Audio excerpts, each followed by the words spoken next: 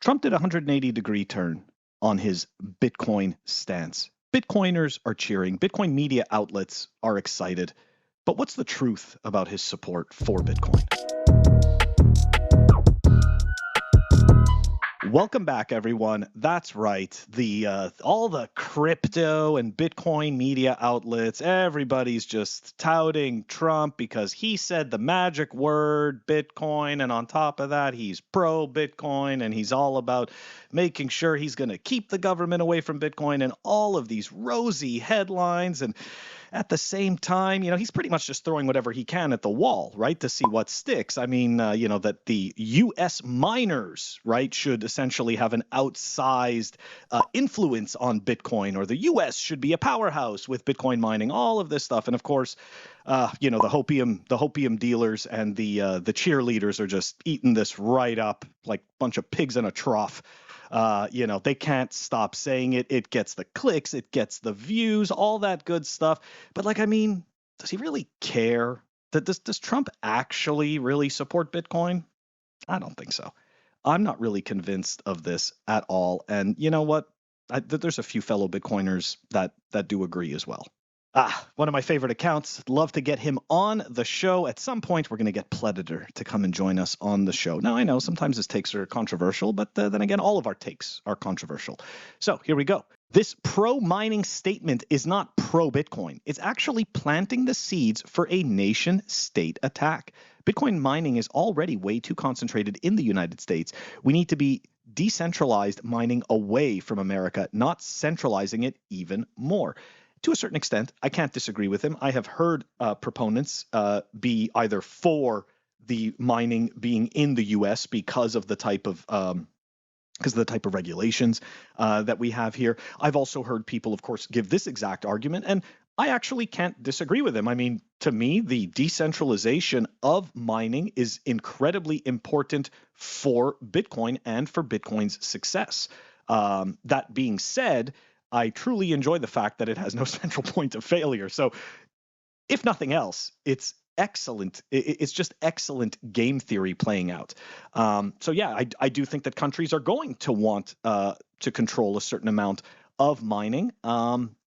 But yeah, I am totally not surprised that Trump feels this way, right? He believes that, and it's not just him that believes it. America is a world powerhouse, and he believes that since Bitcoin is the biggest deal, that, hey, it should be here. It should be ours. We should be in control. Okay, whatever. That's, again, I do think that is a nation-state attack.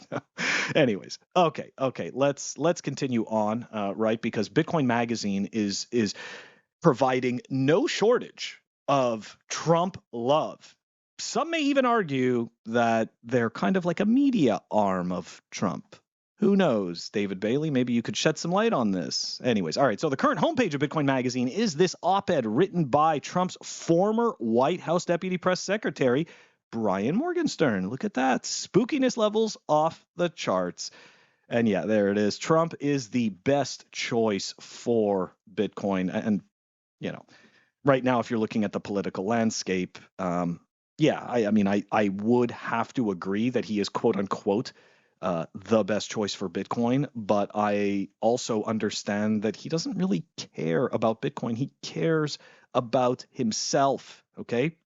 And that's perfectly fine, because Bitcoin it essentially turns the incentive of selfishness on its head, because essentially by giving into your selfishness to try and accumulate more and more Bitcoin, you end up slowly but surely changing your own time preference and changing your own views.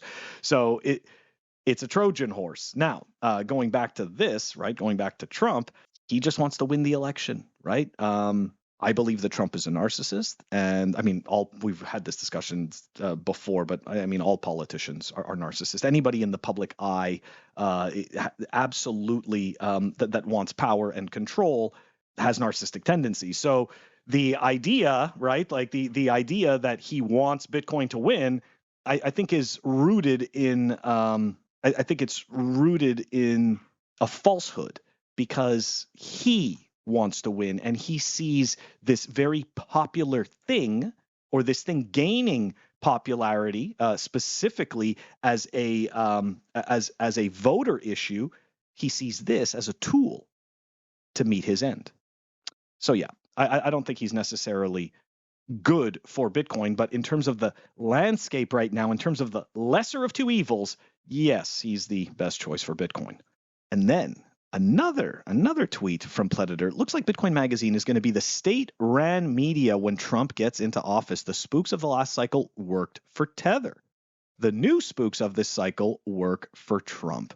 And what was he retweeting? This right here from Woo Blockchain. David Bailey, CEO of Bitcoin Magazine and cryptocurrency aide of the Trump campaign.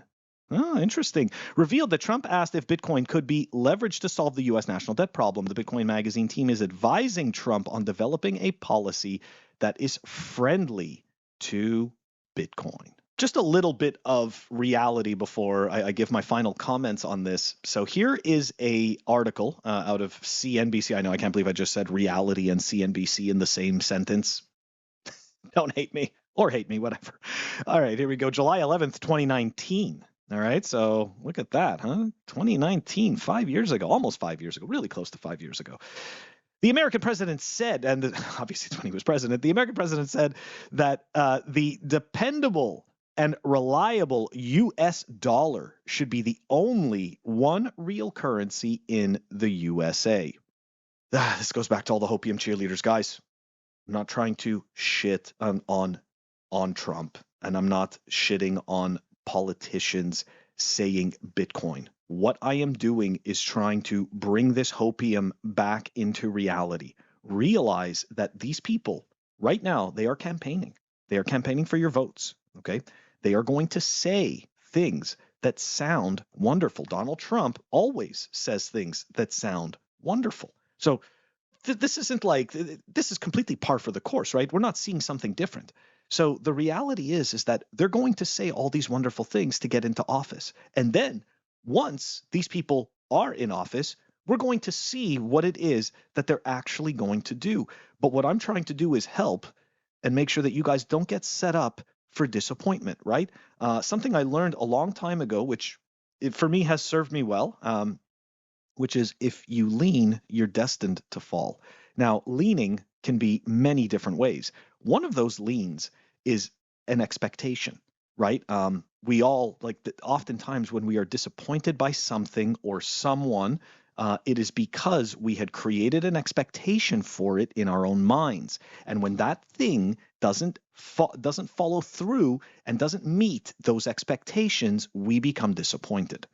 That's all there is to it. It really is that simple. So in my case, I like that he says the nice words. I'm not gonna say that somebody like him who has as many followers as he does isn't going to draw positive attention to Bitcoin. Indeed it is. Now the other side of that is that it's also going to draw some negative attention to Bitcoin, right? The people who absolutely hate Trump, and remember, Trump isn't Bitcoin, Bitcoin isn't Trump. We all know this.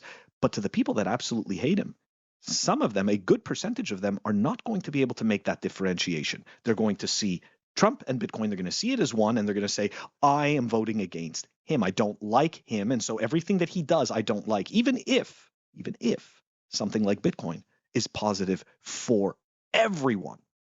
Everyone. Before we wrap up, I'm going to bring up this last tweet from Jin Urso. Trump bought a lot of you for free.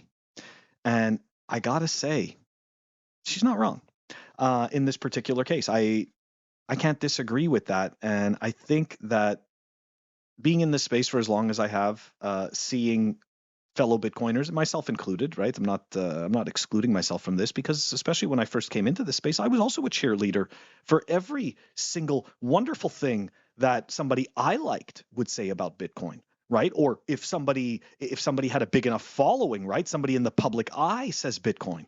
And there you go. They said the magic words. I am now officially happy and I'm supportive of everything they do.